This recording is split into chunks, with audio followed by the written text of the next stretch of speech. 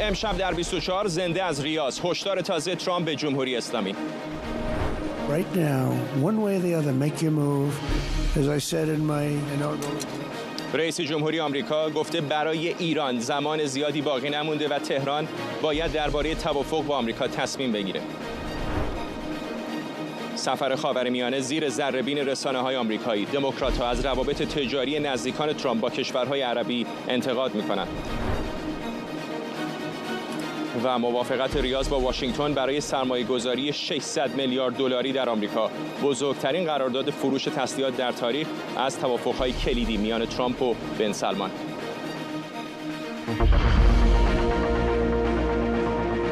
از ریاض در عربستان سعودی این 24 است با فرداد فرنسا. بینندگان ایران اینترنشنال در ایران و سراسر جهان، سلام به شما از ریاض، جایی که رئیس جمهوری ایالات متحده دونالد ترامپ سفر 4 روزش به خاورمیانه رو با ورود به پادشاهی عربستان سعودی آغاز کرده. این سفر در حالی صورت میگیره که منطقه با بحران‌های متعددی از جمله تشدید درگیری‌ها در غزه و افزایش تنش با ایران مواجهه. آقای ترامپ ساعتی پیش بخش قابل توجهی از سخنرانیش رو به موضوع ایران اختصاص داد.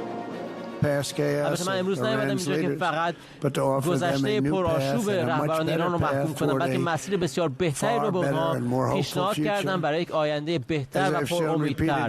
همونطور که بارها نشون دادم، حاضرم که مشکلات گذشته، اختلافات گذشته رو حل کنم و برسیم به شراکت‌های متمرکز روی آینده برای رسیدن به یک آینده بهتر. اگرچه اختلافات ما فاحش هستند، مثلا در مورد ایران، من هرگز باور نداشتم به داشتن یک دشمن دائمی.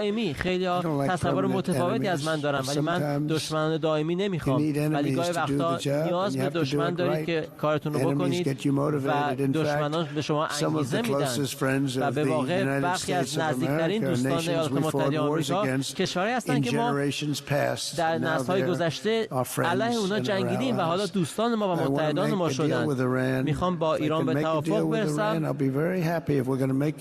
خیلی خوشحال خواهم شد اگر که ما بتونیم که منطقه و جهانمون رو امن‌تر کنیم. اما اگر رهبری ایران این شاخه زیتون رو رد کنه و ادامه بده به همسایگانش حمله کنه، گزینه نخواهیم داشت جز اینکه فشار حداکثری سترگی رو بر ایران وارد کنیم، صادرات نفت ایران رو به صفر برسونیم، همونطور که قبلا کردیم. این رو میدونیم. در عمل ورشکسته شده بودن، کشور ورشکسته‌ای بود، پولی نداشتن برای تروریسم، پولی نداشتن برای حماس یا حزب الله. تمام اقدامات لازم رو کردم و خواهم کرد برای اینکه ایران هرگز به سلاح هسته‌ای نرسه. ایران هرگز سلاح هسته‌ای نخواهد داشت.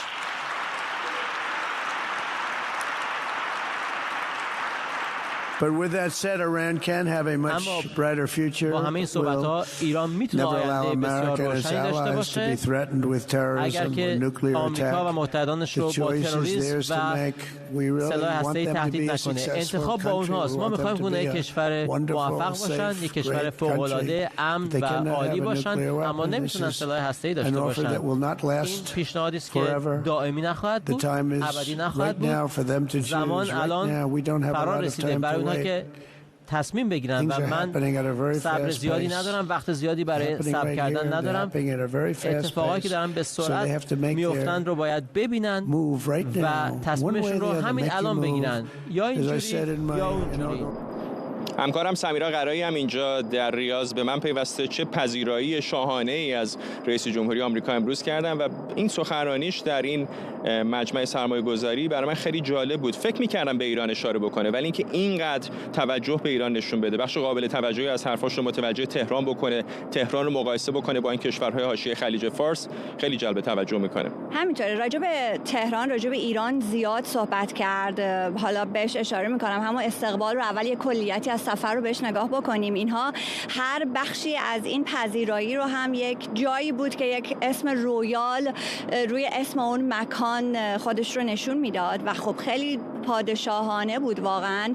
سنگ تمام گذاشتن برای آقای ترامپ، چه ورودش به فرودگاه، چه بعدش پذیرایی که توی فرودگاه توی سالن‌های مختلف ازش کردن و در نهایت هم در این فروم سرمایه‌گذاری‌های سعودی آمریکایی خب هم فضای بسیار مجللی بود، ساختمان بسیار بزرگ و عظیم و واقعا عجیب و غریب لوکسی بود و خب در روح استقبال هم خیلی از آقای ترامپ در واقع همون کارهایی رو کردن که میشه گفت آقای ترامپ بهش علاقه داره. یعنی لحظه‌ای که آقای ترامپ از صحنه میخواست بره بالا، آهنگ Proud to be an American رو براش پخش کردن که از آهنگای بسیار معروفش، خواننده‌اش همه جا با آقای ترامپ در دوران کارزار انتخاباتیش میرفت. وقتی هم که تموم کرد اون آهنگ YMCA معروف رو براش زدند. یکی از خبرنگاران بعد از مراسم میگفت عین مراسم سعودی ماگا بود، یعنی اگر سعودی ها میخواستن یه کار ماگایی بکنند سنگ تموم گذاشتند. اما راجع به سخنرانی، خب اولین سخنرانی رسمیش بود بعد از ورود به اولین سفر رسمی دولتیش. ما واتیکان رو حساب نمی‌کنیم چون به هر حال برای مرگ پاپ رفته بود و به عنوان یک هیئتی از یک کشور مثل بقیه سران کشورها این متفاوت بود و سخنرانیش بسیار حائز اهمیت بود، نه تنها در رابطه با ایران بلکه در رابطه با کلیت سیاست خارجیش در خاورمیانه. یعنی یک سخنرانی بود که خیلی مدت مدیدی شاید بسیاری منتظر بودند که بشنوند که ترامپ راجع به خاورمیانه چه فکر میکنه و خب از اونجایی که داستان‌های تنش با ایران هم یکی از اولویت‌ها در خاورمیانه است برای آقای ترامپ، بخش زیادیش به ایران اختصاص پیدا کرد. در بخش‌هایی هم البته به ضعف‌های دولت بایدن اشاره کرد آقای ترامپ.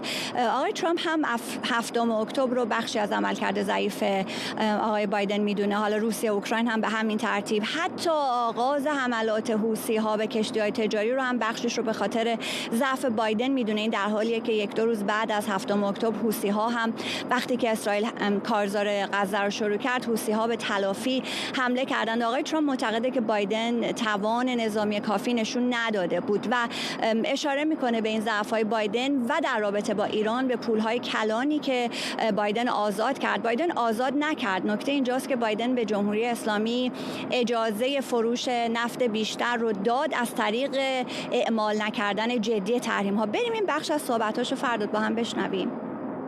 اومدن تحریم‌های ایران رو برداشتن و در عوضش هیچی نگرفتن و به رژیم $10 میلیارد پول دادن که تروریسم و مرگ در سراسر جهان تامین مالی کنه. رهبران ما چنین کردن، اونا خندیدن به ریش ما و هنوز دارن به ریش ما میخندن. شما فکر میکنن که ما احمق هستیم و از اون زمان جز آشوب‌زایی و دردسرسازی کاری نکردن و نتیجه شد 7 اکتبر که از بدترین روزهای تاریخ آمریکا.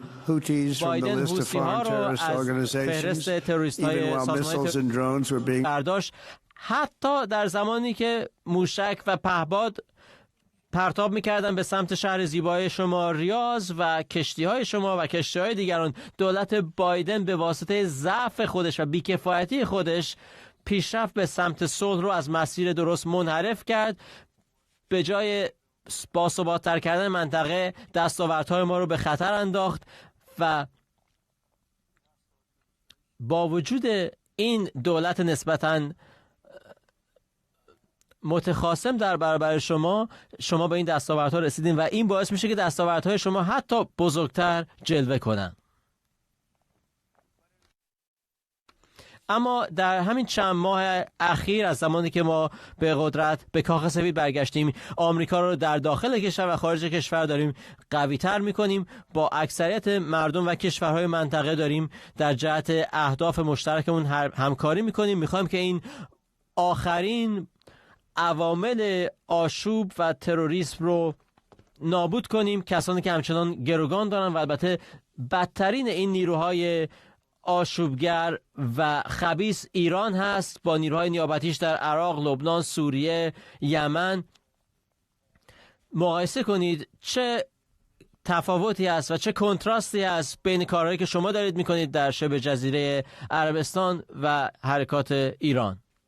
تصور همچنان با سمیرا اینجا در ریاض هستیم. همونطور که خودت اشاره کردی که آهنگ مورد علاقه آقای ترامپ رو گذاشتن، به نظر میرسه که واقعا زبان آقای ترامپ رو سعودی ها به خوبی میدونن ولی در این حال آقای ترامپ هم زبان اونها رو خوب میدونه. یعنی در سخنرانیش به خصوص اون وسط‌ها که رسید چندین بار هیئت سعودی رو واقعا به وجد آورد. دقیقاً همینطور، زبان هم رو میدونن و این اصلا چیز مصنوعی نیست. یعنی واقعا دو تا کشور به زبان هم از بچگی انگار حرف زدن، چیزی نبوده که اکتسابی بعداً برن یاد بگیرن. آقای ترامپ چندین بار، یعنی از صبح که رسید، راجع به محمد بن سلمان خب خیلی ستایش آمیز صحبت کرد. گفت که خیلی جوونه، از سنش خیلی باهوش‌تره، کاراش خیلی فوق‌العاده است. الان هم در مهمانی شام هستند، یعنی در اون منطقه الدرعیه دارن شام میخورند. شاید تصاویر زنده پخش بشه، نمیدونم که آیا این تصاویر رو داریم الان یا نه، ولی داریم، تصاویر زنده پخش میشه. در اون شام هم اصلا آقای ترامپ وارد شده، قبل از ورودش مردان با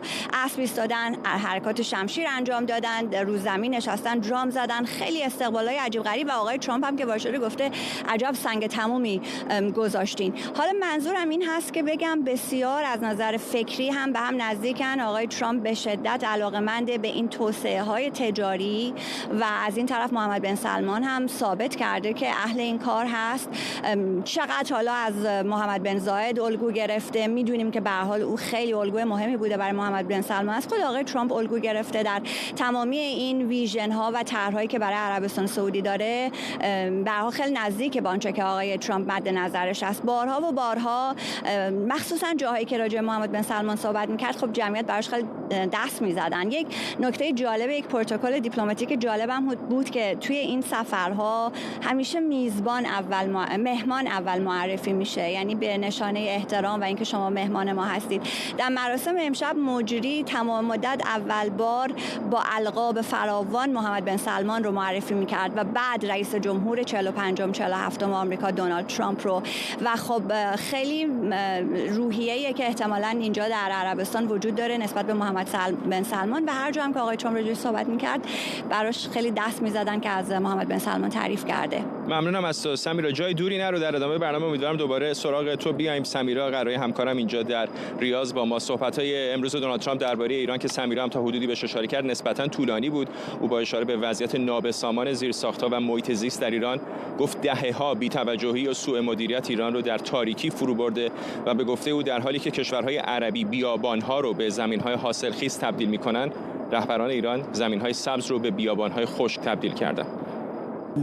وقتی که شما بلندترین برج‌های جهان رو در جده و دبی بنا می‌کنید، ساختمان‌های بزرگ و تاریخی در ایران دارن فرو می‌ریزن و فرو می‌پاشن به واسطه کهولت و نبود نگهداری لازم. شما دارین پروژه‌های عظیمی رو که کسی تصور نکرده هرگز رو ادامه میدید، ولی در ایران دهه‌ها بی‌ثباتی، بی‌کفایتی و غفلت باعث میشه که مردم خاموشی داشته باشن، بی‌برقی داشته باشن در سطحی که سابقه نداشته. وقتی که شما صحرا رو دارید به سبززار تبدیل میکنید، ایران داره اراضی سبز خودش رو به بیابان تبدیل میکنه، رودخانه‌هاش خشک شدن. این به واسطه رهبرانی است که نمیخوان مردم خودشون در سعادت باشن و کفایت ندارن، در حالی که کشورهای عربی تمرکزشون روی این هست که شالوده ثبات بشن در منطقه و در تجارت جهانی. رهبران ایران تمرکزشون روی دزدیدن سرمایه‌های مردم کشورشون هست برای تامین مالی تروریسم. کل منطقه رو دارن با خودشون به قهقرا میبرن. جانهای بسیاری که از دست رفته در تلاشی که جمهوری اسلامی کرد برای حفظ رژیم اسد در سوریه. ببینید چه اتفاقی افتاد در سوریه. در لبنان نیروهای نیابتی و حزب الله امیدهای ملت رو نابود کردن. زمانی بیروت پاریس خاورمیانه لقب داشت، تصور کنید.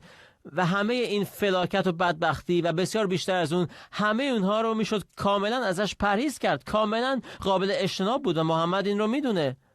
من میدونم، همه افراد هوشمند این رو میدونن. اگر که رژیم ایران تمرکزش فقط روی ساختن کشور خودشون بود، به جای اینکه منطقه رو نابود کنه و به ویرانی بکشونه.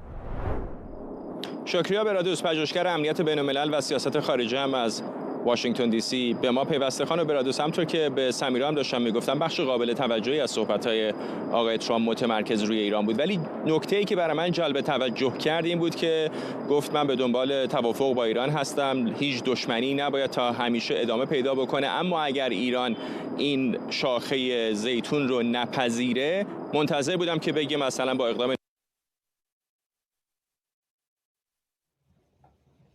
فکر کنم صدای شما رو از دست دادم، پس من جواب سوالتون رو میدم.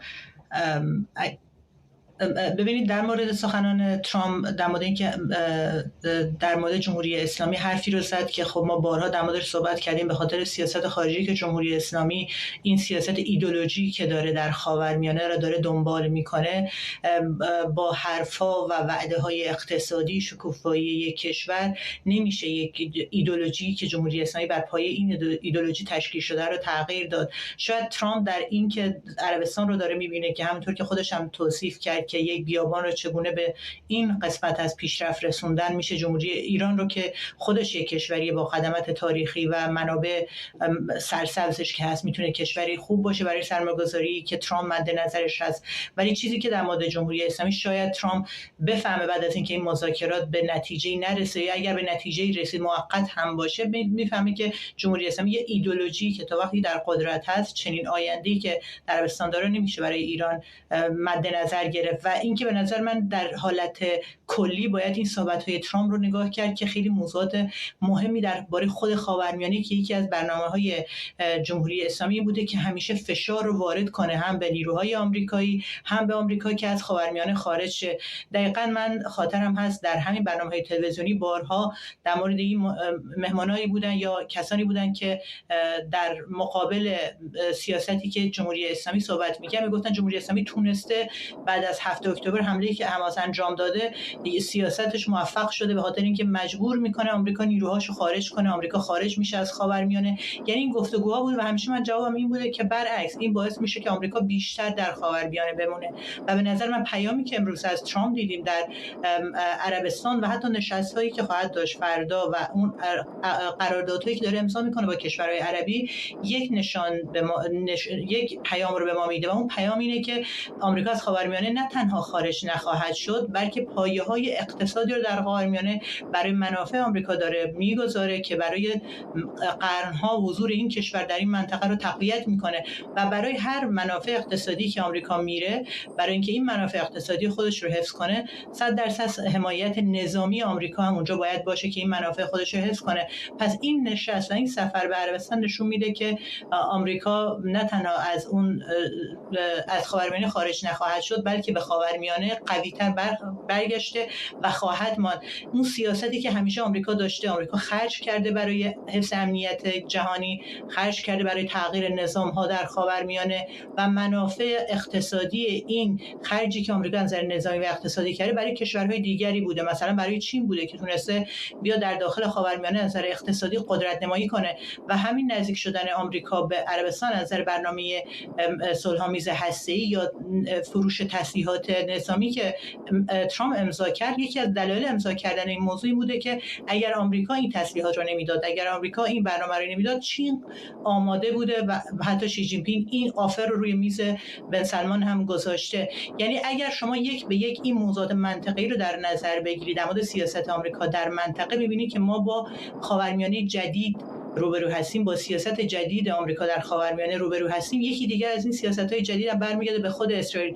همیشه روابط آمریکا در خاورمیانه به اشتباه در مقابل لابی‌های اسرائیلی، سیاست اسرائیل توصیف می‌شده که این سفر و این سیاست آمریکا نشون میده که آمریکا منافع خودش رو در نظر میگیره و اسرائیل یکی از همپیمانان نزدیک آمریکا بوده و این تغییری که الان در روابط آمریکا با کشورهای خاورمیانه داره می‌بینی داره نشون میده که دیگه جدا از در سنتر در مرکز قرار دادن اسرائیل، آمریکا میخواد با کشورهای عربی رابطه‌ای مستقل‌تر از موضوع اسرائیل رو داشته باشه، ولی همزمان هم منافع اسرائیل رو که در سخنان ترامپ بود که در مورد حماس صحبت کرد، اونها رو هم در نظر میگیره.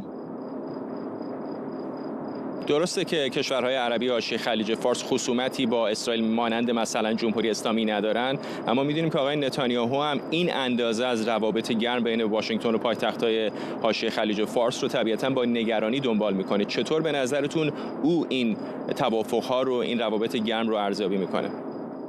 مطمئنا نگران هست، مخصوصا در نظر بگیرید در مورد سوریه. به نظر من نگرانی اصلی اسرائیل خواهد بود که ترامپ یک تصمیمی گرفته، حالا این تصمیم امروز اعلام کردن، ولی خب طبق گزارشاتی که هست چند روز پیش بوده که گفتگوهایی در بین نمایندگان کاخ سفید با مقامات سوریه در دمشق صورت گرفته. 4 ساعت صحبت کردن و تحریم ها رو میخواد برداره در مقابل دولت سوریه که ببینتش. اتفاقا خانم برادوس، دقیقاً این سیاستی بوده که هم برای کشوری مثل ترکیه مهمه، برای عربستان مهمه، که اینها به نظر من در اون سه گوشه رقابت‌های منطقه‌ای که بین ایران، عربستان و ترکیه بود، خب بارها گفتیم که اینجا عربستان برنده منطقه شد در این رقابت سه گوشه‌ای.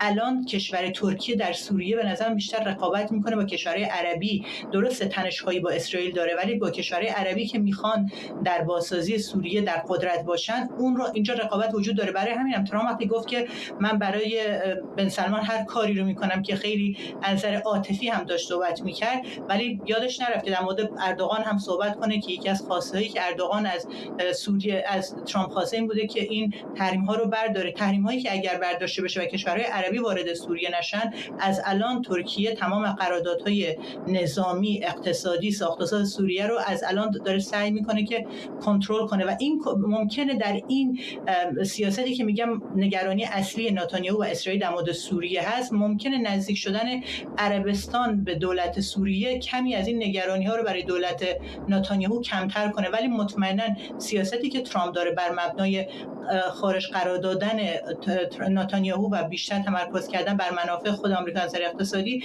مطمئنا نگرانی‌های زیادی برای نتانیاهو و اسرائیل، نه تنها نتانیاهو، حتی اپوزیسیون نتانیاهو هم خواهد داشت. ممنونم از شما. شکریا برادوس، پژوهشگر امنیت بین‌الملل و سیاست خارجی از واشنگتن دی سی با ما. بیننده پوشش ویژه برنامه 24 هستید از ریاض، اینجا در پادشاهی سعودی، جایی که میزبان رئیس جمهوری آمریکا هستند. دونالد ترامپ در صحبت‌های امروزش برخلاف انتظار اشاره چندانی به اسرائیل و عادی‌سازی روابط این کشور با عربستان نکرد. روزنامه جروسلم پست هم پیش از این سخنرانی این نکته رو پیش بینی کرده بود. آقای ترامپ با اینکه قراره به قطر و امارات متحده عربی هم بره، اما قرار نیست در اسرائیل توقفی داشته باشه. آقای ترامپ با اشاره به پیشرفت‌های کشورهای حاشیه خلیج فارس گفت امروز جهان به خاورمیانه نه به عنوان مکانی برای آشوب و جنگ، بلکه به عنوان سرزمینی از فرصت و امید نگاه میکنه. فکر کنید یک زمانی فقط نفت تولید میکردید و حالا دیگر صنایع شما دارن از صنعت نفت شما پیشی میگیرن. این فوق‌العاده است. یعنی برای اولین بار بخش بزرگتری از اقتصاد عربستان سعودی غیر نفتی خواهد بود. این پیشرفت خیلی بزرگی است و این نمایانگر رهبری شما و توسعه اقتصادی شماست، گواهی است بر این رشدی که داشتید. جای دیگری هم در منطقه هست، دبی، ابوظبی، مسقط، دوحه، اینها همه واقعا شگفت انگیزه. در برابر چشمان ما دارید عبور میکنید از اختلافهای دیرینه و خاورمیانه ای رو ترسیم میکنید که وجه مشخصش آشوب و هرج و مرج نیست، بلکه تجارت و داد و ستد هست. تروریسم رو کنار میزنید. صادرات شما دیگر تروریسم نخواهد بود. نمیخوایم همدیگر رو بمباران کنیم و نابود کنیم. خبرنگارمون اردوان روزبه هم از واشنگتن دی سی به ما پیوسته. اردوان، 6 ماه پیش، 1 سال پیش خیلی‌ها فکر می‌کردن اگر دیدار جدیدی، توافقات جدیدی به خصوص نظامی و احتمالاً حتی هسته‌ای بین ایالات متحده و عربستان بخواد صورت بگیره، بدون عادی‌سازی روابط با اسرائیل نخواهد بود. اما حالا ببینیم که آقای ترامپ اینجا در ریاض هست و حرف چندانی از عادی‌سازی رابطه عربستان رو اسرائیل زده نمیشه.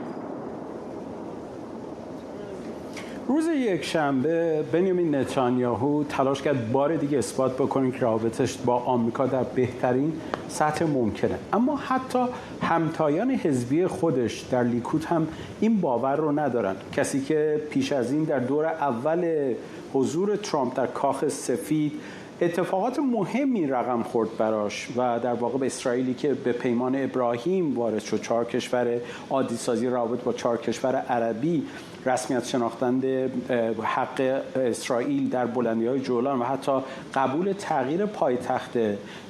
تغییر در واقع سفارت آمریکا از تل‌آویو به اورشلیم، همه اینا نشانه‌ای بود که باور نتانیاهو رو برده بود بالاتر که خب حالا وضعیت خیلی بهتر خواهد بود. اما در چند نوبت گذشته میتونیم بگیم که آقای نتانیاهو با سیاست‌های ترامپ سورپرایز شده.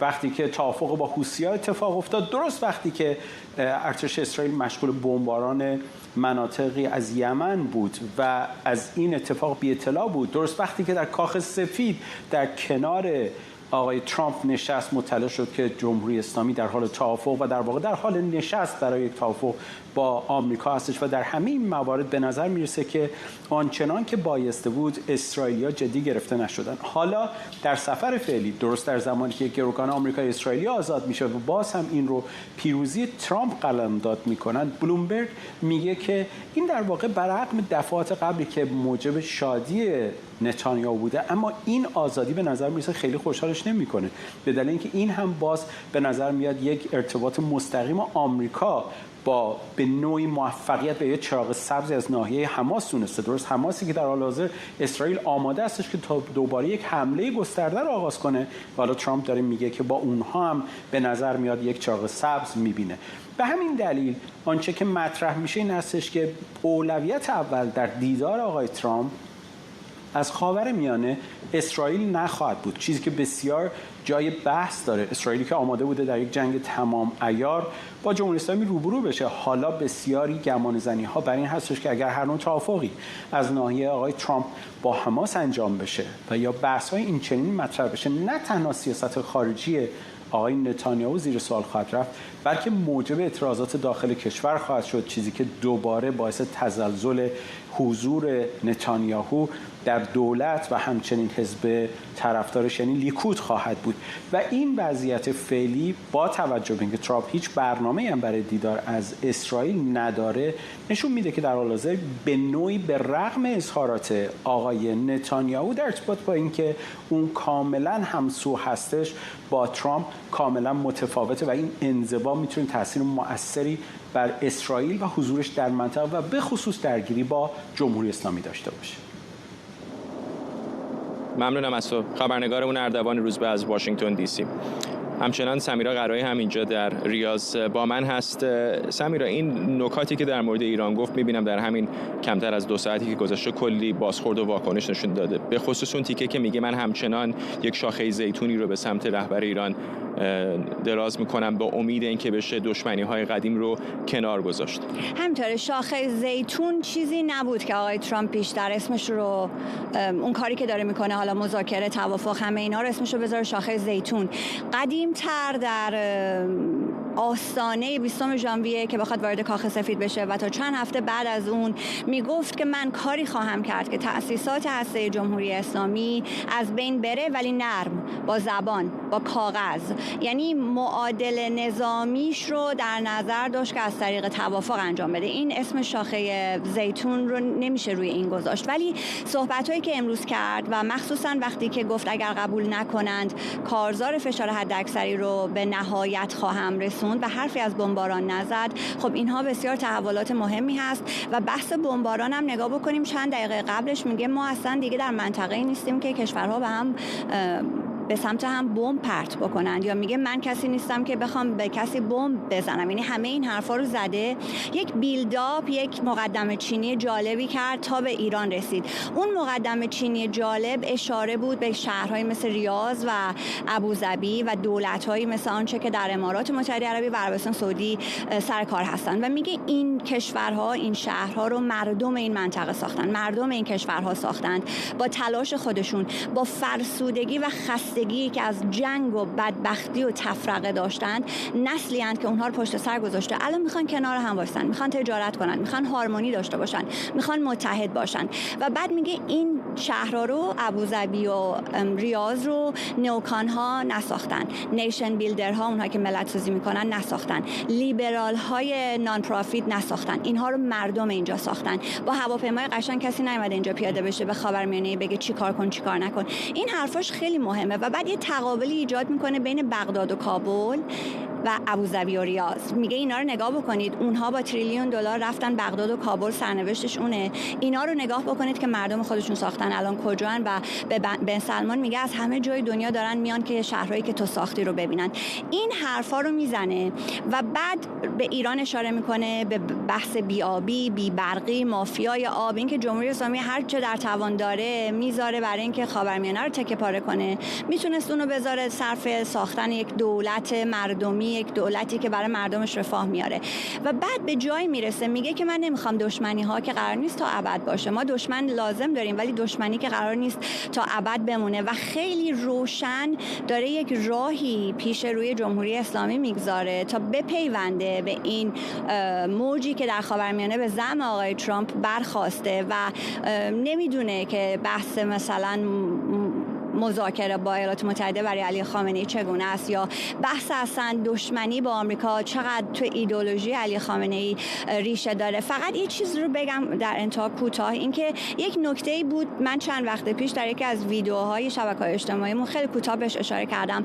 زمانی که ایالات متحده می‌خواست با چین رابطه نزدیکتری رو برقرار بکنه، وارد روابط دوستانه بشه، ضرب المثلی بین مردم میچرخید، میگفتن فقط یک نیکسون لازم بود تا ما بریم چین. اون ضرب المثل دهه‌ها بعد همچنان تو سریال‌های آمریکایی میتونی بشنوی و الان بحث آقای ترامپ اینجا در این 2-3 ماه چند نفر این رو گفتن ما فقط یه ترامپ کم داریم که بریم تهران، ولی خب از طرف تهران متوجه نیستن که یک علی خامنه‌ای شاید زیادی هست برای اون جاه طلبی یا بلند پروازی که ترامپ برای ایران در سر داره و این اتفاق نمیتونه بیفته به خاطر ایدئولوژی علی خامنه‌ای، وگرنه ترامپ دقیقاً آدم این کاره که این کارو بخواد، یعنی اصلا پاشه بره تهران، به تهران چنین فرصت داریم تو حرفاش میشنویم. ولی به نظر میرسه در دو دنیای موازی داریم زندگی میکنیم. ممنونم از تو سمیرا قرایی اینجا در ریاض پایتخت پادشاهی عربستان سعودی. رئیس جمهوری آمریکا در جریان نشست سرمایه‌گذاری در ریاض اعلام کرد که همه تحریم‌های آمریکا علیه سوریه رو لغو میکنه. آقای ترامپ گفته این تحریم‌ها تا حالا نقش مهمی ایفا کردن، اما حالا وقت اون رسیده که سوریه به پیش بره. And I'm very pleased to announce that Secretary و همچنین خیلی خوشحالم که اعلام کنم که در ادامه هفته مارکو روبیو با وزیر خارجه ترکیه ملاقات خواهد کرد بعد از بحثی که داشتیم درباره سوریه با ولیعهد شما.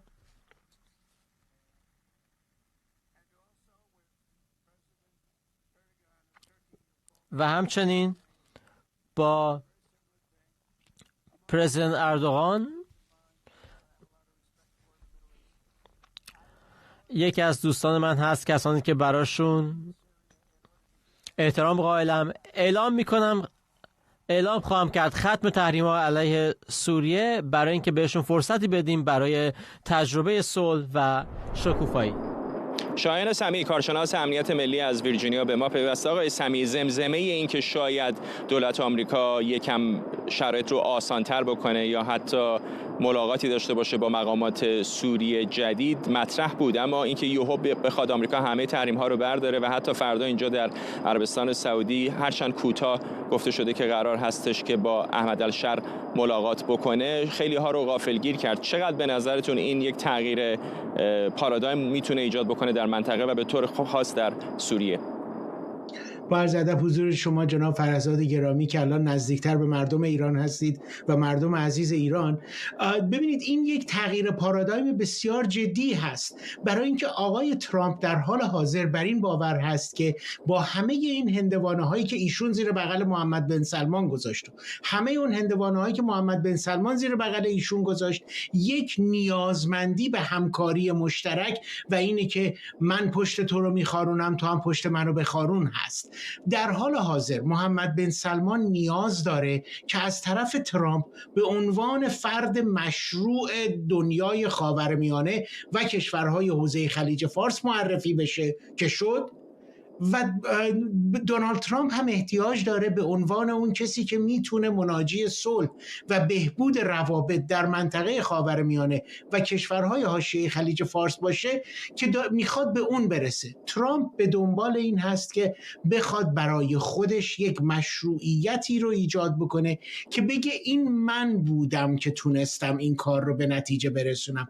ضمن صحبت‌های شما با بانو قرایی من گوش میکردم، درست فرمودید که اشاره‌ای به آقای نتانیاهو یا به اسرائیل در گفتمان ترامپ ما ندیدیم. چرا؟ چون ترامپ در حال حاضر یه مقداری هم از نتانیاهو دلخوری هم داره، برای اینکه احساس میکنه که آقای نتانیاهو یک جانبه آمده مسائل رو به خاطر منافع سیاسی خودش داره قربانی به دست آوردن بردهای دیپلماتیک میکنه و در حال حاضر آقای ترامپ میگه ما باید بیایم از طریق دیپلماسی بتونیم کار رو به پیش ببریم. همین طرح آباد کردن بیابانها و نمیدونم ساختمانهای مدرن یکی نیست به آقای ترامپ یادآوری بکنه که در گذشته 50-60 سال پیش در ایران عزیز ما هم وجود داشت.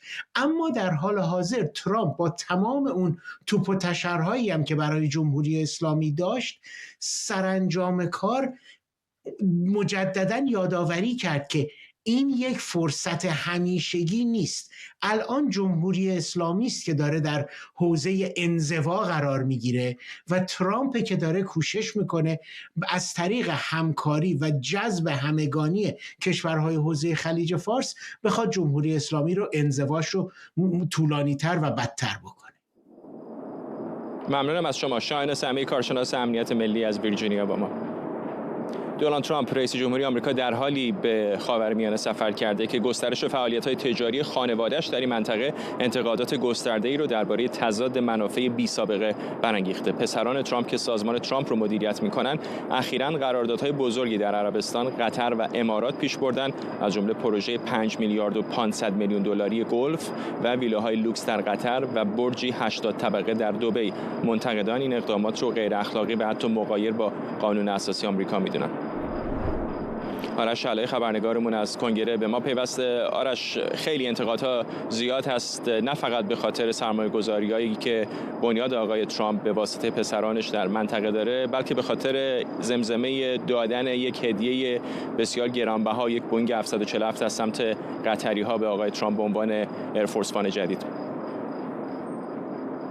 از اون هواپیمایی شروع کنیم. هواپیمایی که شما بهش اشاره کردی بزرگترین مستر بدروم پرنده جهان نام داره. بزرگترین مستر بدروم پرنده جهان در یک هواپیمایی که 9 تا فقط دوش حموم در اون هواپیما نصب شده است. تعداد بسیار زیادی از لوازم لوکس، لاکچری و یک سری از فرش‌های بسیار گران قیمتی که در این هواپیما هست. اما این فقط صدای دموکرات‌ها و مخالفان آقای ترامپ رو در نیاورده است. در دنیای ماگا هم من شنیدم که بسیاری بودن که اصلا از این داستان که یک دولتی مثل قطر قرار است از 400 میلیون دلار پول بدهد برای رئیس جمهوری آمریکا هواپیما بخرد، اصلا به بخشی از ماگا خوش نیامده است. بخشی از ماگا میگویند قطر همون کشوری است که حماس رو پولش رو میدهد، کشوری است که با جمهوری اسلامی متحد است، کشوری است که با روسیه و چین متحد است، با همه متحد است، با همه دشمنان آمریکا هم اتحاد دارد. و اینکه ایده این که یک کشوری که در این حد در واقع توی ماگا میگویند چیزی که طرفداران آقای ترامپ میگویند قطر پولش کثیف است. اگر آقای ترامپ بخواد این پول کثیف رو قبول بکند، ضمن اینکه من حتی شنیدم از نزدیکان کسایی که نزدیکتر هستن، پادکستایی که با آقای ترامپ که پخش میشوند گفتند، جملهش این بود که there is no such thing as free lunch. پول غذای مجانی وجود ندارد. اگه غذای مجانی به شما میدهند، حتما یه چیزی رو میخواهند در قبالش. این بخشی که مربوط میشود به اون هواپیما. در مورد ترامپ ارگانیزیشن، خب آقای ترامپ در دوره اول ریاست جمهوری خودش آمد و یک فرمانی رو امضا کرد که در واقع خودش رو به عنوان ذی‌نفع از افراد تصمیم گیرنده ترامپ ارگانیزیشن خارج میکرد و در واقع دیگه تصمیم گیری در مورد سرمایه گذاری ها، خرید و فروش های ترامپ ارگانیزیشن زمانی که رئیس جمهور بود، ترامپ 45 ترامپ 45 اونجا یه قانونی نوشته بودن و ایشون حالا حداقل به ظاهر از این تصمیم گیری ها به دور بود. الان ترامپ 47 حتی دیگر نگرانی اون رو هم نداشته است که بخواد حتی اون رو امضا کند. آقای ترامپ هنوز هم اسمش توی ترامپ ارگانیزیشن هست به عنوان فردی که تصمیم گیرنده است. حاضر نشد در این دوره امضا کند و کناره‌گیری کند حداقل در دوره ریاست جمهوریش.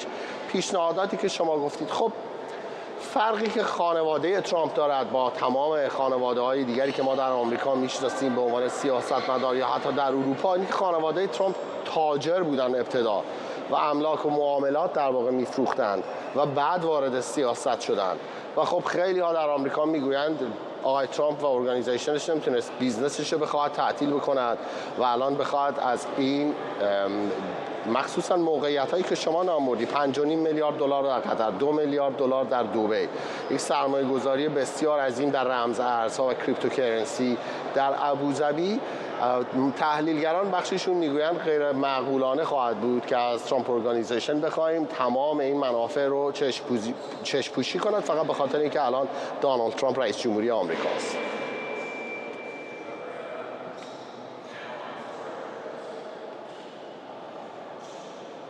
ممنونم از تو. آرش علایی خبرنگارمون از کنگره آمریکا با ما.